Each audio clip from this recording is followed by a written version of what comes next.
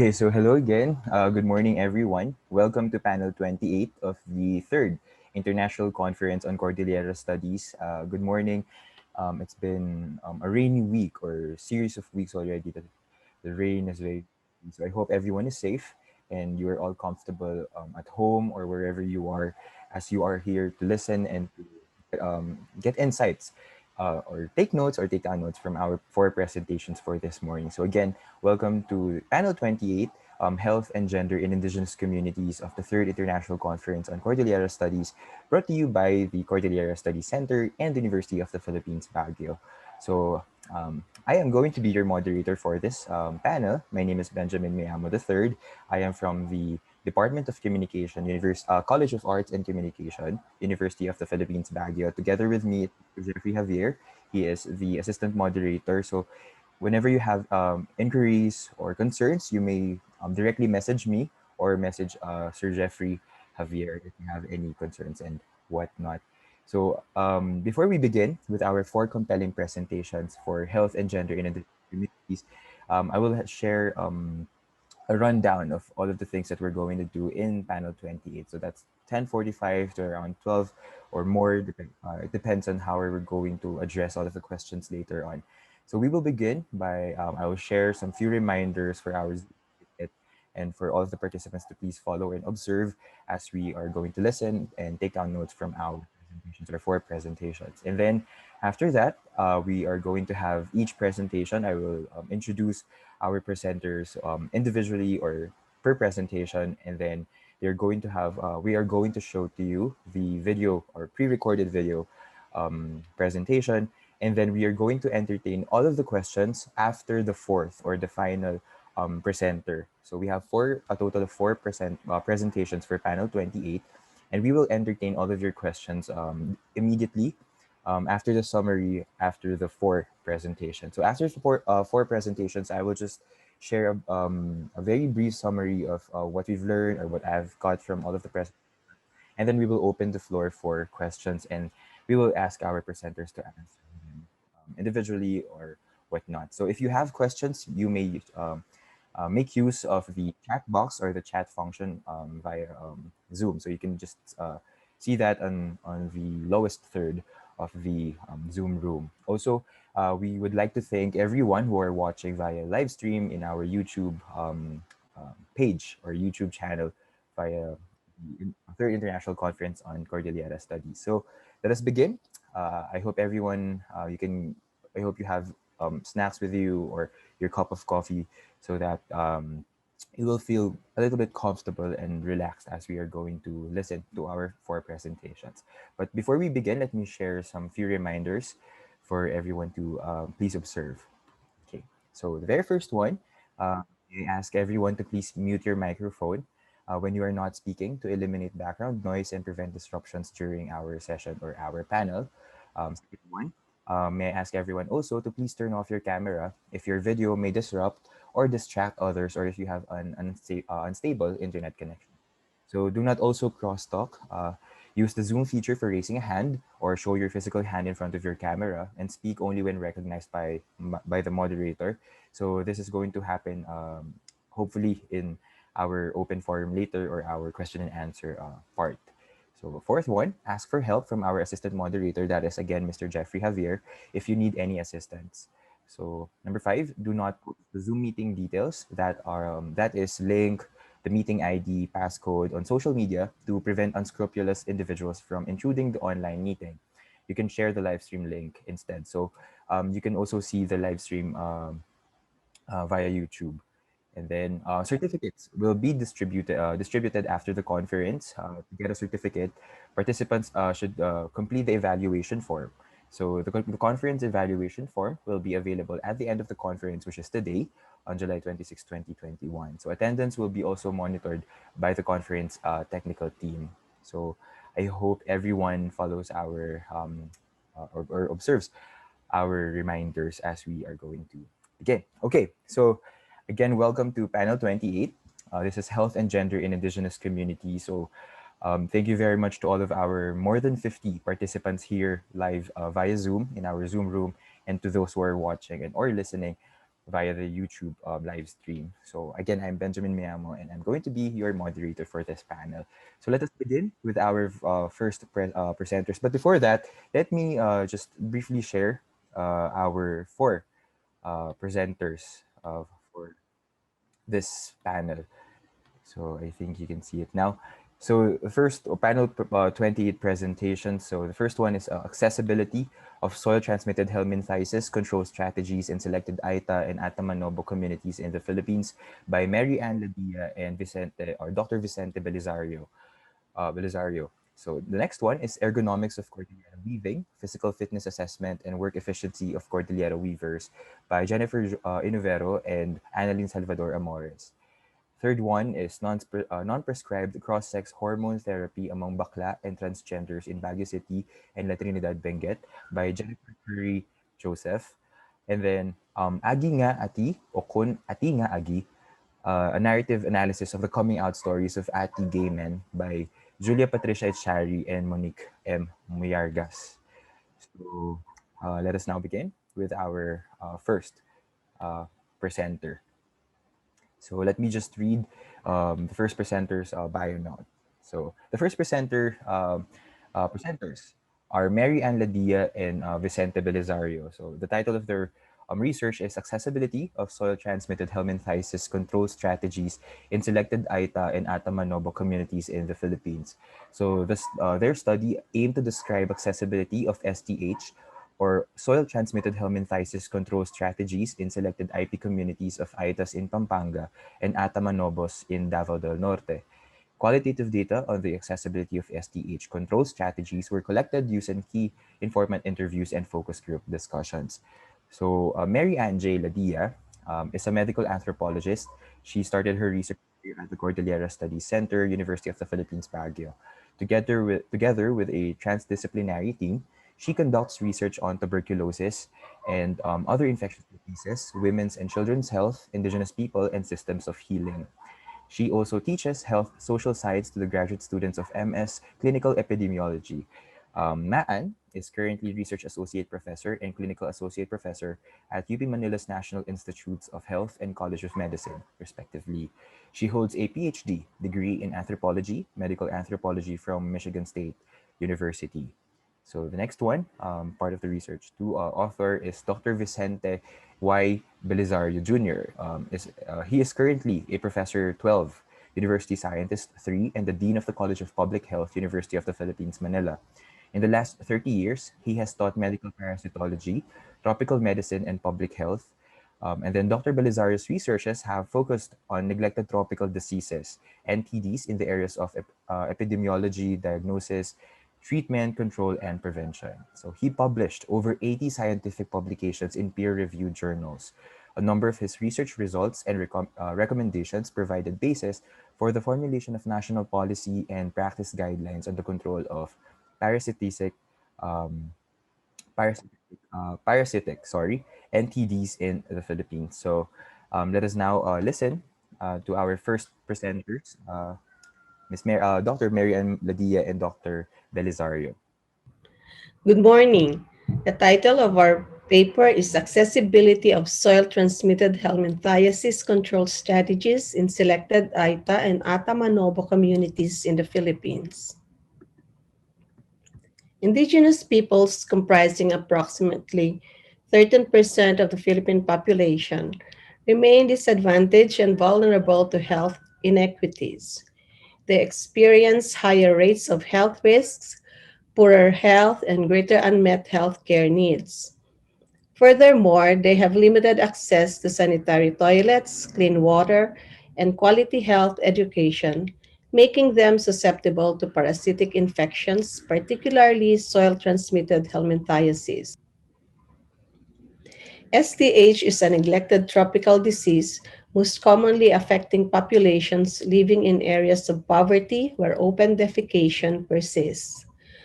School aged children are among the at risk populations for STH, which causes impairments in their growth and physical development as well as in their nutritional status. WHO recommends annual or biannual mass drug administration of anthelmintics where baseline prevalence of STH is 20% or higher. Health, education, and improvements in water, sanitation, and hygiene or WASH. Control programs should achieve greater or equal to 75% MDA coverage and reduce the prevalence of moderate to heavy intensity of STH to less than 2%.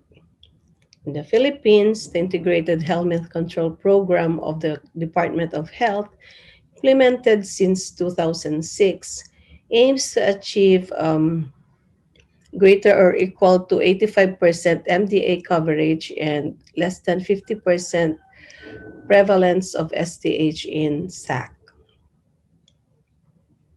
Studies conducted among IPs have shown that STH remains to be a challenge in the population despite the ongoing national control program. In 2009, prevalence of MHI of STH in IP, SAC in Davao del Norte were significantly higher than in non-IP SAC. Prevalence and MHI of STH in Itasac of Katutubo village in Porac, Pampanga were way beyond the national and global targets in 2011. Global and national targets for WASH is universal access to safe water, adequate sanitation, and hygiene.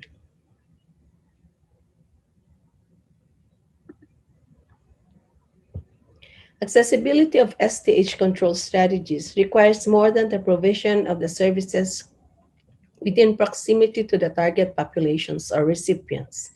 Issues in relation to the IP's abilities to access these strategies should likewise be considered. According to Davy et al., accessibility framework for IPs accessing Indigenous primary healthcare services, a modification of the framework of Levesque et al., access is not limited to the user reaching the healthcare service, but also considers other important factors in relation to how IPs engage with and remain engaged with the service provided. The five dimensions of accessibility of services for IPs, namely acceptability, availability, affordability, ability to engage, and approachability, interact with corollary dimensions of IP abilities, which include the ability to perceive, reach, pay, and seek and engage. The modified framework illustrates the interrelated factors that influence accessibility of health services and incorporates both the characteristics of the recipient and the health services. It shifts from a linear perspective of access and accessibility to one that depicts the interconnectedness of all components. This study aimed to describe the accessibility of STH control strategies to respond to the needs of IP communities in Pampanga and Davao del Norte, the Philippines. It also aimed to describe access of these IP communities to STH control strategies. Site selection was based on the presence of IP communities, accessibility, peace and order situation, and willingness of the local government units and tribal leaders to collaborate. IP communities included were the Ites in Florida Blanca and Porac in Pampanga in Central Luzon, and the Ata Manobos in Capalong and Talaingod in Davao del Norte in Mindanao. Ites are considered the oldest living descendants of the original inhabitants of the country. Although nomadic, some have settled in areas where livelihood opportunities were present. They occupy upland areas and most engage in agriculture as their primary means of livelihood. They live in a close knit community reflected in their mutual support and unity. IP communities from the southern Philippines refer to themselves collectively as Lumads. The Ata Manobo belongs to the Negrito groups, which include the Aitas of Zambales and Atis of Panay. In the island of Mindanao, the Ata people are concentrated in the hinterlands of Davao, specifically in the towns of Capalong, Asuncion, and Talaingod. Most of them live in upland areas. The Atamanobos were basically hunters but eventually shifted to agriculture for survival.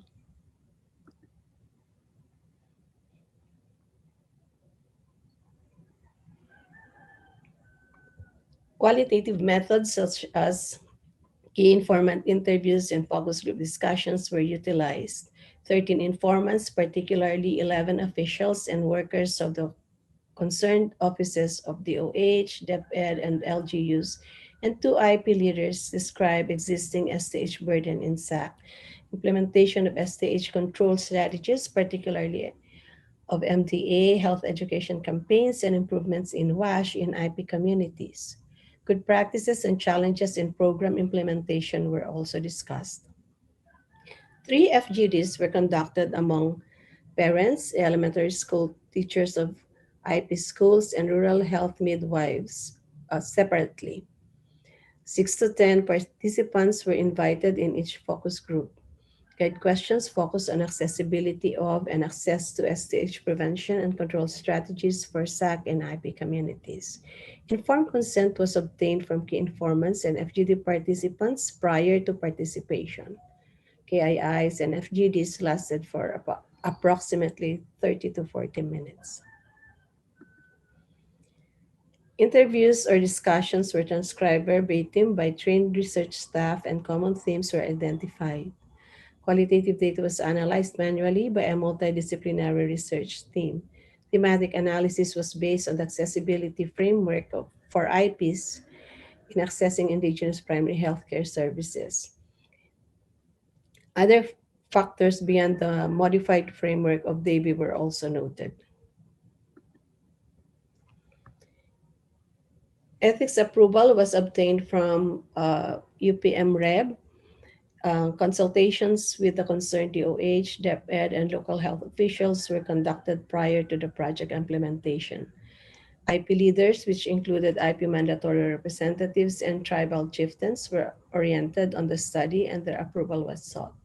Results of the study were reported in feedback fora participated in by concerned DOH, DepEd, National Commission on Indigenous Peoples, LGUs, and IP officials, leaders, and staff.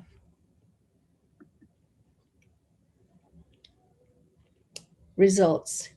ETA parents had a generally positive attitude towards MDA because of its perceived benefits to their children's health. They were aware of the morbidities related to STH, such as abdominal pain and poor nutritional status.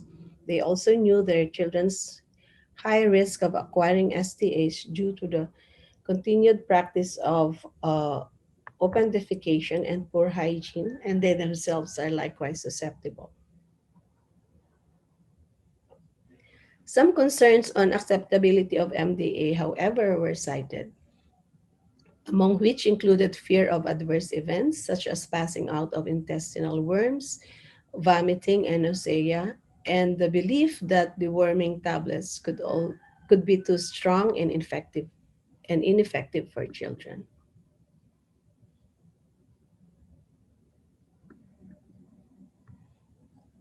An item mother noted that MDA is unnecessary since her child continues to have normal appetite despite having abdominal distension. In addition, news about the distribution of expired medicines influence anthelmintics refusal. Stigma associated with taking anthelmintics also exists. Cultural and social factors possibly influence MTA acceptability of ITAs and Atamanobos. Some cultural beliefs and practices mentioned by IP parents, leaders, and health workers included refusal to deworm during rainy season. IPs believe that children become weak at this time. Thus, anthelmintics may be too strong. Medicinal plants such as bawi-bawi among itas are used for deworming instead. Its use was more acceptable and was believed to have no side effects compared to anthelmintics. On the other hand, Atamanobos use a medicinal plant only known to them called patod. They also rely on commercially available drugs such as anthelmintics. These are readily provided by the LGUs non government organizations, and other groups during medical missions. Another deworming practice done by ITAS included placing dampened used cigarette butts on a child's belly button to trigger passing out of worms. No specific rationale was stated, besides it being a practice of their ancestors that have been passed on to them.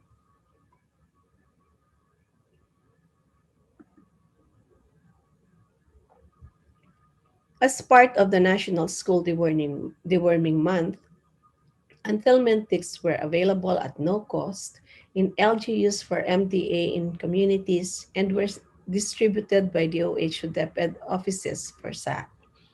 Several barriers to the implementation of MDA in SAC in IP communities were identified. First, inaccessibility due to geographic isolation and logistical concerns caused delays in the drug distribution and delivery of health services. Difficulty in keeping drug inventories was also expressed by the provincial IHCP coordinator.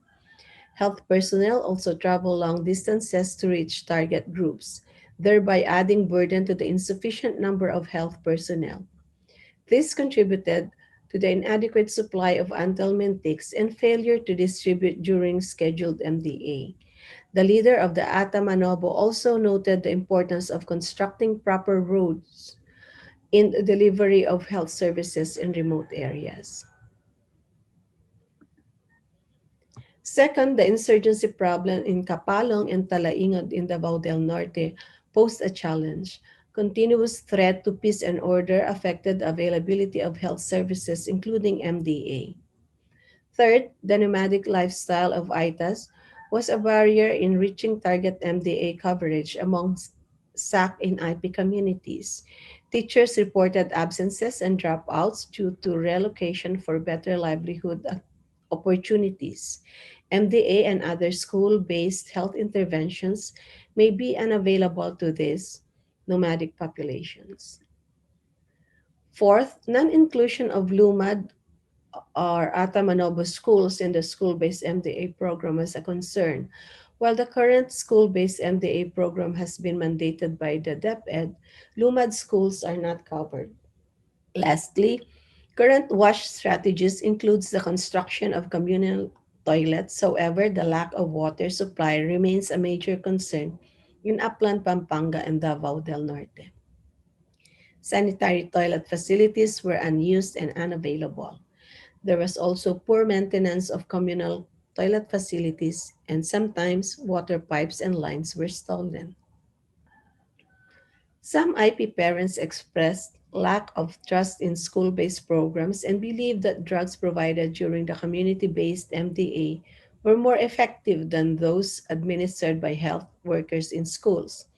This notion was addressed through information dissemination during parent teacher association meetings prior to MDA. Parents were encouraged to sign consent forms on the spot, thus contributing to higher MDA consent rates. School clinic teachers were oriented annually on the DOHCP to encourage active participation in the implementation of school-based MDA. In Davao del Norte, the DepEd Division Office developed a lesson exemplar for SAC, where information on STH and MDA was incorporated to raise awareness on MDA, including its impact on community health. Furthermore, rural health midwives and barangay health workers belonging to IP communities were engaged. This gained the IP community's trust, lessened problems due to cultural differences, and encouraged IPs to participate in MDA. Refresher courses for BHWs on all health programs of DOH and LGU were conducted to avoid misinformation. The comprehensive Wash in Schools program of the DepEd promotes correct hygiene and sanitation practices among school children. Good hygiene practices are taught in kindergarten. In Davao del Norte, community-led total sanitation for zero open defecation or CLTS ZOD is an ongoing program since November 2017. School principals also attend training on TS through the joint collaborative efforts between DepEd and DOH. CLTS ZOD has been initiated in Pampanga, but health promotion on hygiene and use of sanitary toilet are conducted with schools as the primary platform of delivery. OD still persists in IP communities despite these efforts. Discussion. Based on the results of FGDs, misconceptions on the mild and transient nature of side effects of anthelmintics affects acceptability of MDA in selected IP communities. Strengthening health education campaigns to raise awareness and knowledge on safety and benefits of the worming drugs may help address challenges in the acceptability of MDA. The DOH, through the Health Promotion and Communication Service, develops information, education, and communication materials in various formats for health campaigns to ensure dissemination of beneficial information. A potential barrier to effective health education is the use of language that may be too complex or insufficiently explained in simple terms. IP language as a communication medium may help avoid shortfalls in conveying health information and improve understanding and prevent misconceptions, as the ability to perceive need for care is determined by factors such as health literacy and knowledge about health. IP communities utilize medicinal plants for deworming. Bawi Bawi, one of the 10 medicinal plants approved by DOH, is effective in treatment of intestinal helminthiasis. The seeds from its mature fruits are eaten. Promotion of quality, safe, effective, accessible, and acceptable traditional medicine, and the conservation of cultural heritage on traditional medicine is recommended by the Philippine Institute of Traditional and Alternative Health Care through the Traditional Alternative Medicine Act of 1997. It encourages scientific research and develops traditional and alternative healthcare systems that direct public health impact. In Eta and Atamanovo communities, IP leaders were highly influential in health decision making. A mechanism for proactive and meaningful participation of IP leaders in health promotion may be established to encourage fellow IPs to seek and avail mainstream public health services such as MDA. Through this, IPs are empowered as co partners of health workers in their own health. An association between empowerment of IP communities and better health outcomes have been established. The participation and mobilization of IP communities in healthcare ensures that health services address their specific needs. Challenges in geographical isolation, adequate staffing, as well as drug shortages and delays in delivery may leave a vulnerable group such as IPs untreated. Aside from geographical isolation, security issues in some remote insurgency affected IP communities affected timely health service delivery. Dean et al. Reported similar barriers in African countries. As such, IPs may rely mainly on indigenous health systems and practices, some safe and beneficial, while some were contrary to safe health practices. Low MDA coverage was attributed to inconsistencies in IP school attendance and/or high dropout rates due to nomadic lifestyle to seek livelihood opportunities. This highlights how economic conditions impact health as one of its social determinants. Revision of policies to include students from Lumads schools not under DepEd during community-based MDA may be considered. Innovative mechanisms to reach children from Lumad schools may be further explored in consultation with DOH, NCIP, Department of Interior and Local Government, and the Department of Social Welfare and Development. For example, the DSWD through Pantawid Pampamilyang Filipino programs or 4Ps increased the number of dewormed IPs because it required deworming of 4-piece beneficiaries' children in exchange for cash grants.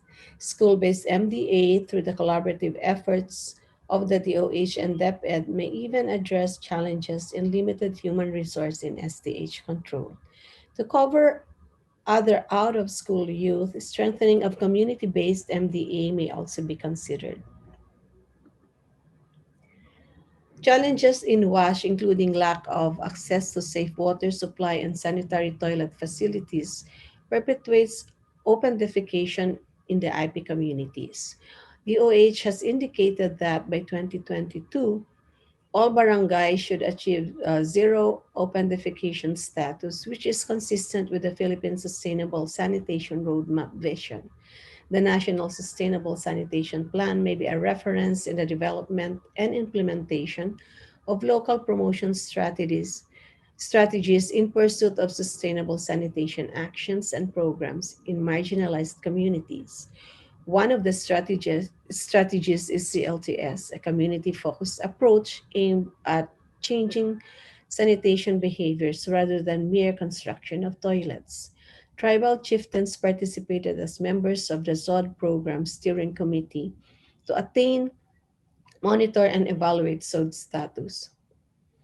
Such may be replicated in similar sites through multi-sectoral collaboration of public and private sectors. Community participation is important in ensuring that interventions on health service awareness are culturally appropriate. Rural health midwives and BHWs, who are IPs, assist in the delivery of the warming services in ETA and Atamanobo communities, which enhances better communication between providers and clients and increases access to quality health services. Active involvement and cooperation of IP health personnel sensitive to specific cultural needs and understands reasons for discomfort with conventional deworming methods may improve utilization of the health service. Engagement of local IP health personnel facilitates cultural mentoring of non IP staff on awareness of local protocols and values. Non IP health personnel should address cultural issues and ensure cultural safety beyond knowing cultural differences to a deeper level of interaction and thoughtful practice. Capacity building of health workers on cultural sensitivity in the delivery of IP health services may be considered. Cultural sensitivity emphasizes that one size doesn't fit all in developing strategies for effective delivery of health services, as there is diversity in language, culture, and practice across IPs. A culturally sensitive approach noted in Davao del Norte was the collaboration between teachers and IP representatives in the preparation of instructional materials, such as the lesson exemplar, which highlights STH control measures. This is an effective strategy in incorporating Indigenous culture into the curriculum, which ensures culturally safe methods and fosters a sense of community ownership. As SAC and IP communities mostly receive information from their school teachers, capacity building of school teachers may improve access of school-based health education and promotion services. School-based health education and STH control measures, especially hygiene promotion, improves health literacy and behavioral changes of SAC. It is important to further develop and sustain the existing resources and initiatives in schools as an essential component of STH control in SAC and IP communities. Accessibility of and access to STH control strategies among IPs depend on the characteristics of both the healthcare service and the recipient, as well as the context, which provides additional challenges on the two. Despite the implementation of the national MDA strategy since 2006, gaps in service delivery continually exist, affecting access of SAC in IP communities to these services. Further compounded by geographic isolation, peace and order situation, lack of water supply, as well as cultural practices and beliefs passed down from one generation to the next. This may contribute to persisting high prevalence and intensity of STH observed in this at risk population. Capacity building on culturally appropriate helminthiasis control strategies of frontline health workers and IP teachers who may assist in promoting MDA may ensure reductions in prevalence and intensities of infection. Misconceptions on safety and efficacy of anthelmintics may be addressed by effective and culturally sensitive information, education, and communication strategies. By doing so, social and cultural determinants of access may also be addressed. Determining the context of IP communities such as geographic isolation, peace and order situation, water supply, as well as addressing the challenges including inadequate staffing, poor inventory of drugs, and poor sanitation and hygiene is necessary to ensure successful implementation of an integrated approach in STH control strategies for SAC. Furthermore, utilizing existing collaboration mechanisms for planning, implementing, and monitoring of helminthiasis control strategies may augment the limited resources for the health services in IP areas. Findings on remaining challenges that need to be addressed and corresponding recommendations on STH control program implementation in IB communities will hopefully benefit policy enhancement to improve the health status of SAC in IB communities. Thank you. Thank you very much to Dr. Ladia and Dr. Belisario for that presentation. So later again, we will entertain all of the questions that you have for all of our four presentations at after the brief summary of panel 28. So again, good morning to everyone. Good morning to our more than 50 participants here live via Zoom panel here at panel 28 of the Third International Conference on Cordillera Studies. And also, I would like to thank those who are watching via the YouTube live stream. So we are now going to proceed to our second presentation. So let me just introduce our second presentation. So the second presentation is Ergonomics of Cordillera Weaving, Physical Fitness Assessment and Work Efficiency of Cordillera Weavers by Jennifer Inuvero and Annalyn Salvador Amores. So the paper addresses the questions or the interrelated questions of what are the physiological aspects of weaving in the Cordillera and how do we determine the physical conditions and health status of weavers in the Cordillera. So in relation to the ergonomics of Cordillera weaving, so specifically the physical fitness, assessment, and work efficiency of weavers. Our authors, first is Jennifer Inuvero, is an assistant professor in the Human Kinetics program of the College of Science, University of the Philippines, Baguio. She is a part-time strength and conditioning coach for the Philippine boxing team for youth and women. Next is Dr. Annalyn Salvador Amores, PhD, is Associate Professor in Anthropology at the College of Social Sciences, University of the Philippines, Baguio. She is the curator of Museo Cordillera and the project leader of Corditex, Textiles Project, an interdisciplinary research that examines textiles and conducts research from different weaving communities in northern Luzon. She is the author of the award-winning book Tapping Ink, Tattooing Identities. She has published extensively on the indigenous cultures found in the Cordillera region. So now let us listen and hopefully we take down notes in ergonomics of Cordillera weaving, physical fitness assessment, and work efficiency of Cordillera weavers. Good morning. Our research is titled Ergonomics of Cordillera Weaving, Physical Fitness Assessment, and Work Efficiency of Cordillera Weavers. What is ergonomics? Ergonomics is a study of people's efficiency in their working environment. As an applied science, it aims to determine what are the ideal conditions in an environment to ensure that one is safe, comfortable, and less prone to injury. Ergonomics also considers proper body mechanics, how the environment, the equipment, and the devices are designed to ensure that bodily positions are correct in all activities of daily life. This includes walking, sitting, standing, working, driving, or even during exercise. In 2015, Van Vilsteren et al. Stressed that workplace interventions can be introduced to reduce or eliminate pain and improve functional status in workers with musculoskeletal disorders or MSDs, prevent work disability in workers on sick leave, and decrease the time spent during leave or being on leave before one can return to work. Studies have shown that somatic symptoms can be traced in various conditions in the work environment. Poor, incorrect, or faulty posture can strain the hips and the knee, and this is a risk for musculoskeletal problems of the neck, shoulders, and lower back. Rodriguez et al. In 2017 revealed musculoskeletal pain in computer office workers, which was attributed to flawed workstation conditions.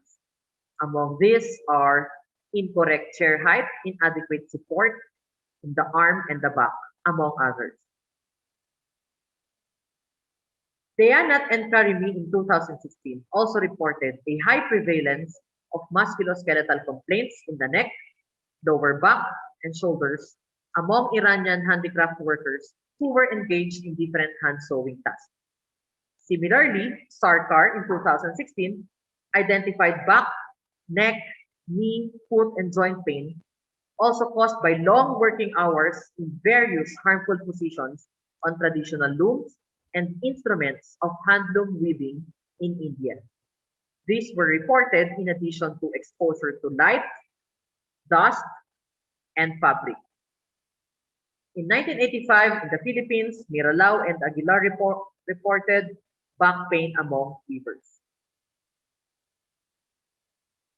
There are other studies which identified and or confirmed the link between posture and MSBs among workers in the production process, textile factory workers, among weavers, among broom making, garment and welding workers. Other studies use the RULA method or the rapid upper limb assessment. Another study used the both RULA and the REBA method or the rapid entire body assessment, and they reported a high rate of musculoskeletal discomfort also associated with workstation, tasks, and working posture. Weaving is deeply embedded in the culture of the people in northern Luzon. Weaving is the process of interlacing the warp or the vertical thread and the weft or the horizontal thread, either on a backstrap and a foot loom. Traditionally, most fabrics in the Cordillera are woven using the backstrap loom.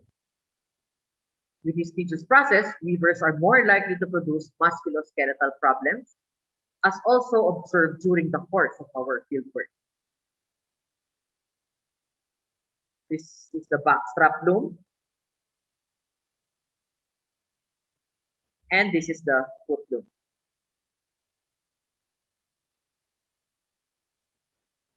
Weavers who are susceptible to work-related MSDs are at risk from major health problems. Up to date, there are no recent studies which examine ergonomics and the physiological indices of weaving in the Philippines. Thus, the purpose of our study was to identify the working environment and the physical fitness and health conditions of Cordillera weavers. Who were the participants of our study? So we had 20 female weavers as participants of the study. We had 4 Bontoc weavers, 4 weavers from Benguet, 5 from Abra, 5 from Kalinga, and 2 weavers from Ifugao. The mean age is 38.6 years. Our youngest participant is 10 years old from Kalinga, and the oldest is 69 years old from Ifugao province. They are both doing the backstrap weave. It is also important or interesting to note that we had one participant who is deaf-mute. A written informed consent was solicited from the participants before further experimentation, and the procedures of this study was approved by the Regional Office of the National Commission on Indigenous Peoples, or NCIP, and does not fall within the purview of the Indigenous Knowledge Systems and Practices and Customary Laws, Research and Documentation Guidelines of 2012, and thus a free and prior informed consent, or FPIC, was not required. The procedures of the study also adhered with the Declaration of Helsinki for Human Experimentation. Procedures. So we instructed our subjects to avoid any food intake 2 hours before testing. We made the measurements for a single session at the workspace of each weaver. The time varied according to convenience. So whatever time we arrived at their workstation, we just settled, and then we conducted an interview, focus group discussion, and then we proceeded immediately to testing. We gathered their demographic profile, anthropometric, and fitness measures. So what are these measures? We recorded their blood pressure for 3 consecutive trials using the Omron automatic blood pressure monitor. We measured their height and weight using a steel stagiometer with weighing scale. So we measured the weight in kilograms and the height in centimeters. We need these measurements to compute for body mass index. So BMI is calculated by dividing the weight in kilograms by the square of the height in meters. Body fat percentage was also determined using a handheld type body fat monitor. So each participant or each weaver needs the value for height, weight, age, gender, and then this equipment will compute for body fat. As you can see on your screens, 26.9% or 16.1 kilos of the body weight of this participant is fat. And then you can see the dots with the low, normal, going to high body fat percentage. So this one indicates normal body fat. Waist circumference or WC and waist hip ratio or WHR were measured using anthropometric tape. So WC is measured at the smallest waist, and then you get the value of WHR by dividing waist circumference divided by the circumference of the hip. So you get the circumference of the hips at the largest hip circumference. Smallest waist divided by largest hip circumference. So each weaver, after the measurements, each weaver performed an actual weaving task for 30 minutes. However, this was done consecutively because we only had one equipment to measure heart rate and posture during the weaving task. This procedure was patterned from Bora and Talita in 2016. They evaluated the physiological activity of the weavers during a 30-minute weaving task using a chest strap heart rate monitor. So we measured heart rate and posture using Zephyr BioPatch. This is a physiological sensor which is attached to the chest of the participants against the skin. So while executing a 30-minute weaving activity, heart rate and posture were being measured. We also used 2 disposable ECG electrodes, and posture was assessed using the y-axis to determine thoracic posture. So this is the equipment that we used. These are the disposable electrodes, and this was attached to the chest. Occasionally, this was being displaced from the chest because of movement, because of sweat, but we made sure that we have to put it back to place so that recording will not be interrupted. So this BioPatch acts as a data logger where measurements are being recorded, and the data recorded are extracted offline using commercial software and exported to Microsoft Excel for further analysis. RPE or rating of perceived exertion. So we use the 10-point RPE or the board scale to determine subjective intensity of work and difficulty of weaving design. So the weaving task itself and then the complexity of the design. So 0 is rest, 1 is very, very easy. So this scale was explained to the participants of the study. 5 is hard, 7 is very hard, 10 is maximal difficulty. How did we analyze our data? So we expressed the data as mean and standard deviation. We used the Spearman's rank order correlation to identify any relationship. And we analyzed the data at 0.05 level of significance. Results and discussion. So table 1 shows the anthropometric and physiological indices of people. So we can see the mean values for the different parameters. We will take a look at the blood pressure measurement. So the mean value for blood pressure is 135/80, which falls under the pre-hypertension stage. The resting heart rate is 78 beats per minute, which falls within the normal range. Normal range for beats per minute for resting heart rate is 60 to 100 during rest. Body fat percentage is at recommended level. BMI at 26 is classified as overweight. Waist circumference in conjunction with BMI implies increased risk. WHR also implies high risk. What kind of risk? Risk from suffering from chronic diseases. RPE, or rating of perceived exertion for the task itself, for weaving task, is 3.5. And RPE for the design of the weave is 3.8. So if we will go back to our work scale, 3.5, 3.8 falls between moderate to somewhat hard. Blood pressure. It is important to note also that blood pressure measurement were made during rest. So before the weaving task. A high blood pressure measurement during rest calls for a serious concern. So this is called chronic hypertension. As we all know, normal blood pressure is 120/80. So our results show that Bontoc weavers, they have the highest average blood pressure measurement. They are categorized as hypertensive stage 2, and they have the highest resting heart rate at 89 beats per minute. However, 89 BPM still falls within the normal range. Benguet weavers, on the other hand, are at hypertensive stage 1.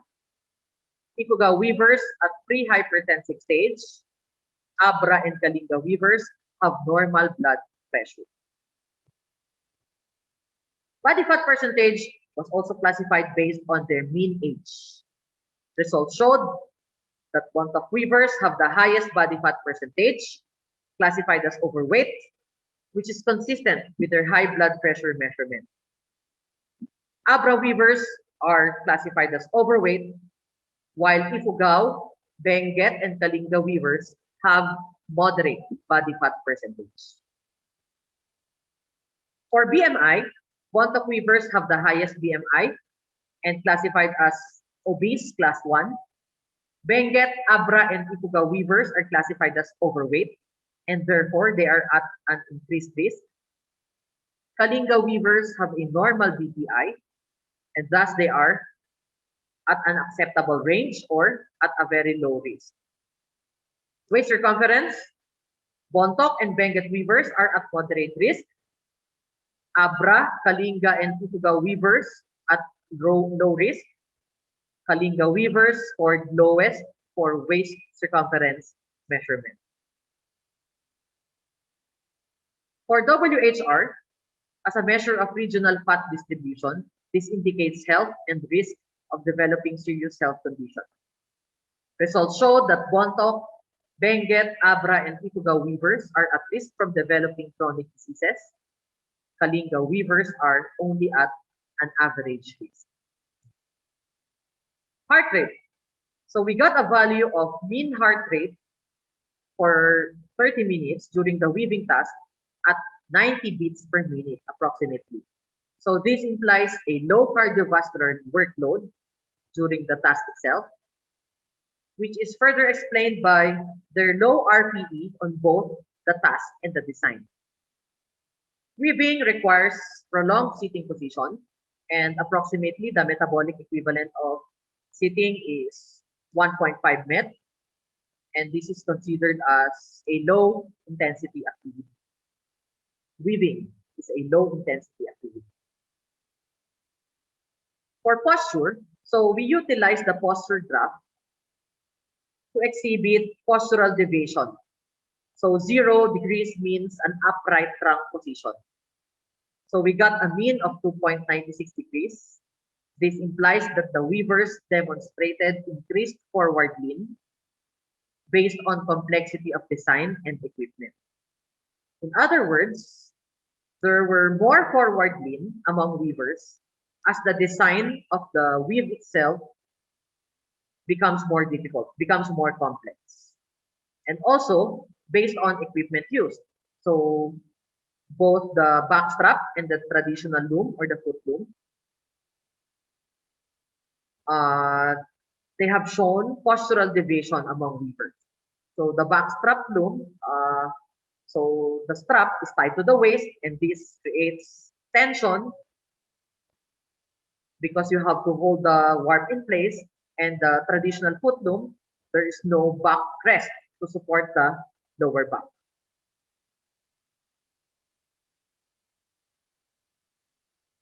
So weaving entails prolonged sitting. Most weavers actually spend an average of 6 to 7, some even 8 to 10 hours a day, depending on orders placed and other household chores that they have to do. Specifically, our Ifugao weavers also work as farmers. Other postural problems, common postural problems that they pointed out are prolonged back pain, lower back pain, cramps in the hands, stress in the shoulders, buttocks, feet, eyes, darkening of skin in the buttock, formation of callus in the buttocks, knee pain, pain in the arms due to the shifting of the shuttle, specifically in Ifugao footloom, pain in the hip, in the feet, hips, shoulders, and arms was also pointed. So these repetitive limb movements during the task, the meticulous hand-eye coordination that is required, and having the lower back unsupported may further result in MSD or musculoskeletal disorders. For RPE, so they had, going back to our table 1, they rated the task itself as 3.5 and the design as 3.8 respectively. So these data suggest familiarization of the weavers with the weaving task itself and the design, because the task is repetitive and they are used to doing the same design. However, it is important to note that the design and pattern of each weave are different for each province, and each weaver within a province also weaves a different design. So, for example, in Benguet, they don't do the same design. They are doing several designs. Table 2 shows the relationship of variables in weaving. So using the Spearman's rank order correlation, there is a significant relationship between heart rate and posture. This means that heart rate increases as posture deviates, as more forward lean is being executed. So if the weavers lean forward, heart rate increases. More postural deviation, more increase in heart rate. There is also a significant relationship between posture and RPE design.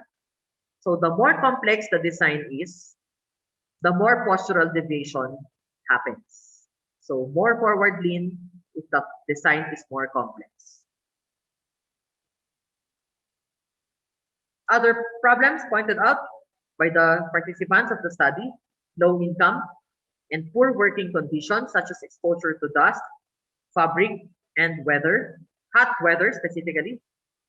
And since weaving is their main source of income, and this depends on the demand from the market, how much they produce, how often do they weave, they pointed out that income is not commensurate to the hard work that they put in.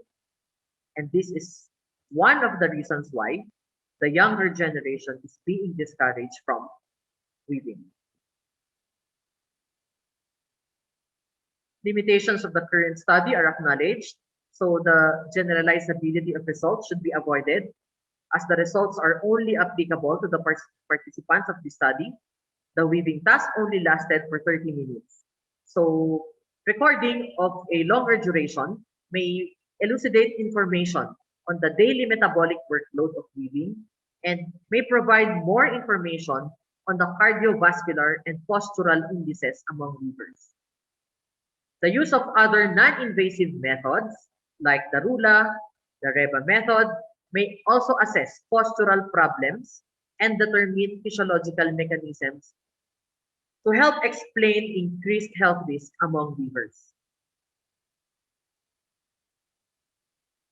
Conclusion, the occupational demands of weaving presented low vascular low workload and increased forward lean.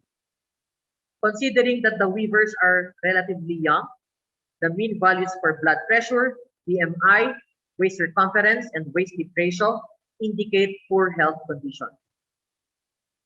The nature and demands of weaving tasks are contributing factors to this. The poor working conditions cited by Miralao and Aguilar in 1986 unfortunately still exist today. And this causes low productivity and also attributed to the low income still faced by the weavers at present.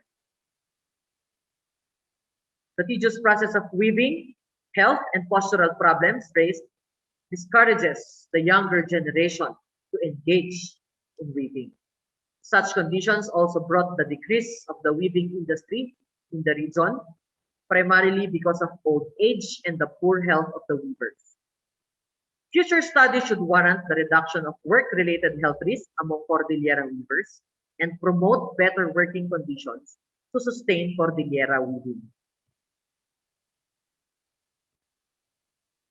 Recommendations, our weavers should seriously start thinking about participating in a more active lifestyle other than weaving so they can consciously engage themselves in more physical activities because weaving is work. A specifically designed ergonomic chair may also be considered, modifying both the traditional and backstrap loom to provide more back support for the weavers during the task. For future studies, more weavers may be assessed and evaluated per province as their health condition is a very crucial factor to sustain Cordillera weaving. We would like to acknowledge that this research is a grant from the Interdisciplinary Research Grant of the Cordillera Studies Center, UP Baguio, and the Emerging Interdisciplinary Research, or EIDR, of the Office of the Vice President for Academic Research, in cooperation with the Corditex project of UP Baguio. And we would also like to acknowledge the kind assistance of Mr. Arnold Amores and Zen Banaag of UP Baguio during fieldwork and data recording. And most especially, we would like to thank the local weavers from the Cordillera who served as participants of this study. So thank you very much for listening to our presentation. Okay, so thank you very much, Professor Jennifer Inovero, and of course, Dr. Annalyn Salvador Amores for that presentation. So again, let me remind everyone, so if you have questions, you can just type it in via the chat box or the chat function, and we're going to address that and ask those questions to our presenters later on. So we're down to our last two presentations, so I hope you have your snacks with you or you have your lunch. I think we're going to cross the lunch time here in the Philippines. So if you're a bit hungry, you can grab your food for a while, and then we'll proceed with our next two presentations. So thank you very much to Professor Inovero and Professor Amores for their research on ergonomics of Cordillera weaving, physical fitness assessment, and work efficiency of Cordillera weavers. Again, thank you for all of those who are here live at our Zoom room at panel 23, Health and Gender in Indigenous Communities, panel 28 of the third International Conference on Cordillera Studies. And for those who are watching via YouTube live stream, thank you, and I hope you're all well at home or wherever you are. So now let us proceed to our third presentation. So our third presentation is a research by Jennifer Curry Joseph. It is entitled Non-Prescribed Cross-Sex Hormone Therapy Among Bakla and Transgenders in Baguio City and La Trinidad, Benguet. So I would like to read this. There has been a growing number of transgenders employing non-prescribed cross-sex hormone therapy without the supervision of medical practitioners. So the research was conceptualized because of the possible exposure to health risks of transgenders engaged in non-prescribed cross-sex hormone therapy. So that will be elaborated and discussed further by our author. So our author, Jennifer Curry Joseph, earned her MA in sociology at University of the Philippines in Diliman. Her MA thesis, which was the first academic study on Filipino lesbians, tomboys, was awarded the Lord's Lontoc Cruz Award for graduate theses. Her advocacy and research interests include gender and sexuality studies, women and indigenous peoples studies. She is a PhD candidate at the Anthropology Department, University of the Philippines. Her dissertation, Bontok and Northern Kankanae, Bakla and Tomboy Desires and Identities, Intimate Bodies, Spaces, Histories, and Memories, which is scheduled for oral defense on May 18, 2018, is the first academic study on LGTs among Philippine indigenous people. So now let us listen to this compelling research or presentation by Jennifer Curry Joseph on non-prescribed cross-sex hormone therapy among bakla and transgenders in Baguio City and La Trinidad, Benguet. Good afternoon. The title of my presentation is Non-Prescribed Sex Hormone Therapy Among Transgender Persons in Baguio and La Trinidad. A transgender is somebody whose sex assigned at birth does not match her or his gender identity. For example, one sex assigned at birth is male but identifies as a female. To make the sex assigned at birth and the gender identity consistent, one may opt to engage in cross-sex hormone therapy or take sex hormones of the sex consistent with one's gender identity. It is non-prescribed because the hormone therapy is not under the supervision of any medical practitioner. Therefore, it can be described as a DIY or do-it-yourself cross-sex hormone therapy. Over the years, I observed the growing number of transgenders engaging in non-prescribed hormone therapy. I wanted to find out about this non-prescribed hormone therapy in order to understand the health risks associated with it. I would like to express my gratitude to individuals and institutions who have helped me carry out this research. The Cordillera Study Center of UP Baguio, the College of Social Sciences of UP Baguio, the resource persons who agreed to be part of this research and generously share their experiences and insights. Friends and acquaintances, virtual and actual, who assisted in locating the resource persons. The research studied non-prescribed cross-sex hormone therapy with regard to types of medication, the sources of information, the sources of the sex hormone medication, the health risk, and the issues in accessing appropriate medical intervention.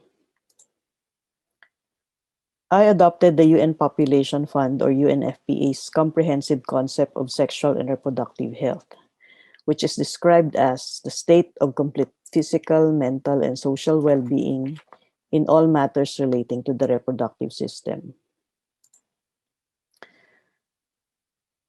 I use the key informant interviewing using face-to-face and electronic communication platforms and social media in gathering data.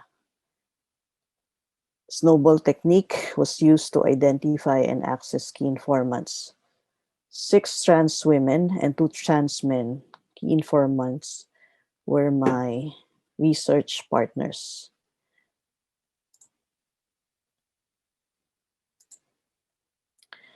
There are different aspects to transitioning. We speak of the internal, social, physical, and legal transitioning, but this study is focused on the physical aspect of transitioning. More specifically, cross-sex hormone therapy. Another aspect of physical transitioning is gender confirmation study surgery, but this is not part of my research. Internal transitioning can be described as a stage of coming out to the self. Social transitioning is coming out to friends, family, and engaging in cross-gender behavior. Legal transitioning involves the changing of the name and sex gender markers in legal documents such as birth certificates. The focus of this study is physical transitioning, which involves cross-sex hormone therapy, and eventually others opt to have the gender confirmation surgery. In the 1980s, physical transitioning was engaged in by the bakla in the beauty parlors in Baguio City and La Trinidad. Non-prescribed taking of high dosage of female contraceptive pills was engaged in by the bakla in the beauty parlors. They took 30 to 50 pills per week. This can be considered as mega dosing since only 10 pills is prescribed to be taken on a daily basis. So it will take you a month to finish the 30 oral contraceptive pills. This practice waned in the late 1990s due to the self-reported side effects like decreased libido and coronary heart disease. In the 1990s, cross hormone sex cross-sex hormone therapy was also engaged in by the overseas Filipino entertainers in Japan. They It was so lucrative that it was reported that two Filipino doctors regularly took trips to a city in Japan to administer cross-sex hormone therapy and minor cosmetic plastic surgery procedure. This practice waned in the 1990s and in the early 2000s because of the limitations imposed by the abolition of the entertainer visas in 2005. In the 1990s, the economic and sociocultural diversity resulted in the openness to non-heteronormative gender and sexual identities. Increased income also contributed to increased capacity to engage in cross-sex hormone therapy. In Baguio, the increased income of the bakla and the gays enabled them to afford cross-sex hormone therapy. What are the reasons for cross-sex hormone therapy? Physically, is to make the sex characteristics consistent with the gender identity and in turn foster a well-balanced physical and psychological well-being. My key informants tell me that they experience a profound sense of affirmation and lessen the alienation from their what they consider as the wrong body because that the body does not match their gender identity. Why non-prescribed?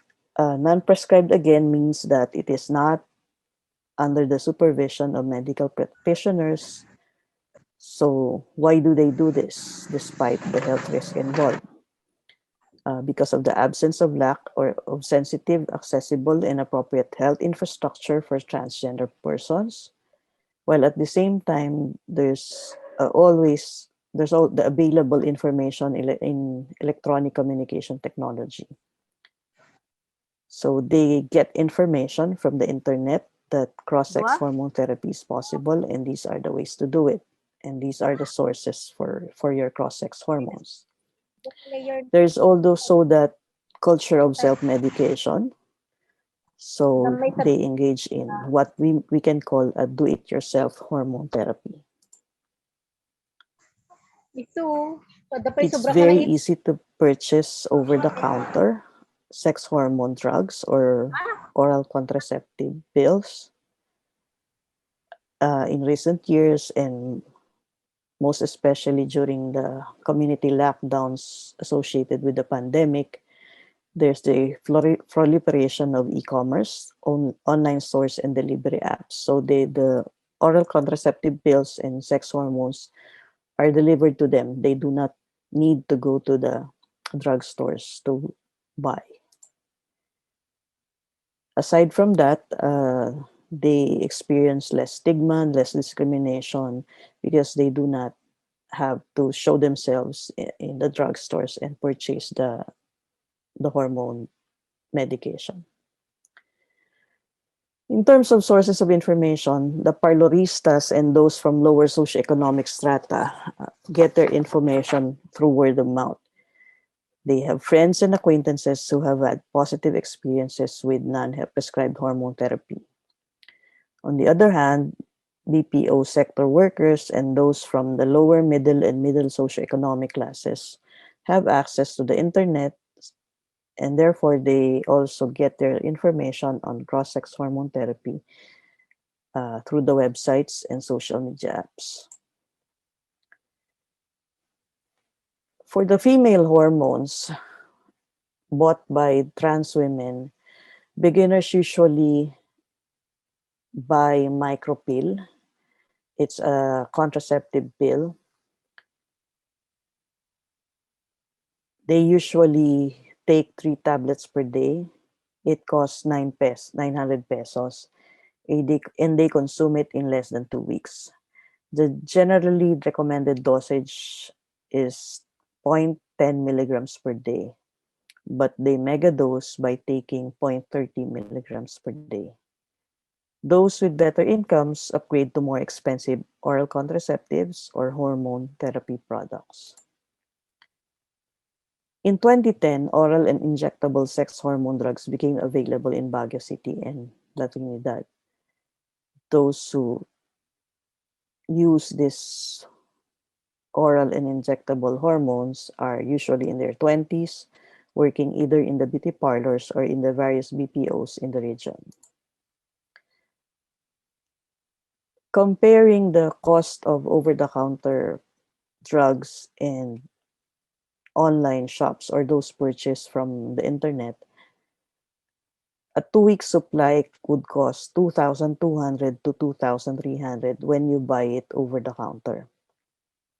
When you buy it online, you only pay 1,500. It usually comes from abroad. So what's the typical regimen of somebody who's taking the oral contraceptive pills or sex hormone pills? Usually they are college students in their freshie year. The high dosage is from 3 to 4 tablets per day, and the low range is 5 to 7 tablets per week. This is subject to the budget constraints of the person taking the pills. Duration of taking the pills ranges from 6 months to several years. Trans women have the tendency to megadose because of the immediate feminizing effects. Loida is one of my resource persons. On the average, she used to take 3 to 4 tablets per day. She's been taking pills for the past 4 years. The physical manifestation of the cross-sex started after 4 to 6 months, but the negative side effects were experienced immediately after a month of taking the oral contraceptive pills. These include frequent mood swings, irritability, dramatic decrease to non-existent libido. Bernadette works in the VPO sector. She started buying oral contraceptive pills over the counter. Eventually, she was able to source lower priced hormones online. She says that she engages in intermittent fasting, so she does not take the oral contraceptive pills or the hormones regularly because of her severe hyperacidity. So the trans men, on the other hand, those who are the sex assigned at birth is female, but the gender identity is male. So trans men, they have difficulty sourcing the hormones. They have difficulty locating LGBT-friendly medical doctors open to supervise cross-sex hormone therapy. They also procure their hormones from online retail shops or in gyms from bodybuilders taking testosterone enhancer and boosters. So they source this from gyms in Baguio City. This is Red, who is one of my resource persons. Red is an academician and is currently working on his PhD. If trans women have the tendency to overdose, it's the opposite for transitioning trans men. They have the tendency to underdose because of the difficulty in sourcing, the prohibitive cost, the negative side effects. It results in acne and other skin breakouts, and a highly elevated libido. This has become the source of frequent fights with sexual partners or girlfriends. What are the issues with non-prescribed cross-sex hormone therapy? There is no way to verify the legitimacy of the manufacturer and the quality of the online synthetic hormone products. Again, there's the tendency of trans women to megadose, vulnerability to serious drug effects and side effects.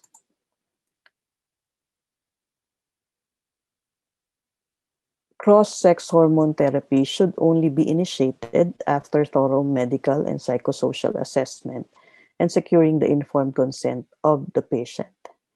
There are serious health risks associated with non-prescribed hormone therapy or your do-it-yourself hormone therapy. According to the medical doctors I consulted, there are specific parameters that needed to be monitored, such as drug effects and the side effects. There are possible serious drug effects and side effects. Oral contraceptive pills, especially combination pills such as estrogen, progesterone, like micropill, can have fatal or serious side effects such as liver and heart disease. Sex hormones may also alter the coagulability of blood. They can also be prone to deep vein thrombosis, blood clot, and toxicity in liver and kidneys. As well, smokers and those 40 years and above and those with other comorbidities are contraindicated with OCPs or oral contraceptive pills. Why do they still engage in non-prescribed cross-sex hormone therapy? One, there's religious conservatism and homophobia of medical practitioners. There are also legal complications. It can become risky for medical doctors despite the patients executing waivers. For some medical doctors, they charge expensive professional fees. There is also a lack of social network to access psychiatrists and endocrinologists open to assist hormone therapy. The other aspect of physical transitioning we've mentioned is gender confirmation surgery. All informants desire to undergo gender confirmation surgery, but they are not able to do so because of the prohibitive financial cost involved. The procedure is not available in the Philippines, although in the 1990s, we received reports that it was available in a private hospital in Makati. Currently, the nearest country where you can access gender confirmation surgery is in Thailand. Aside from the surgery cost, there are other costs involved, such as the airfare, hotels, post-op care, etc. So it becomes very prohibitive. Not everybody can afford to have gender confirmation surgery.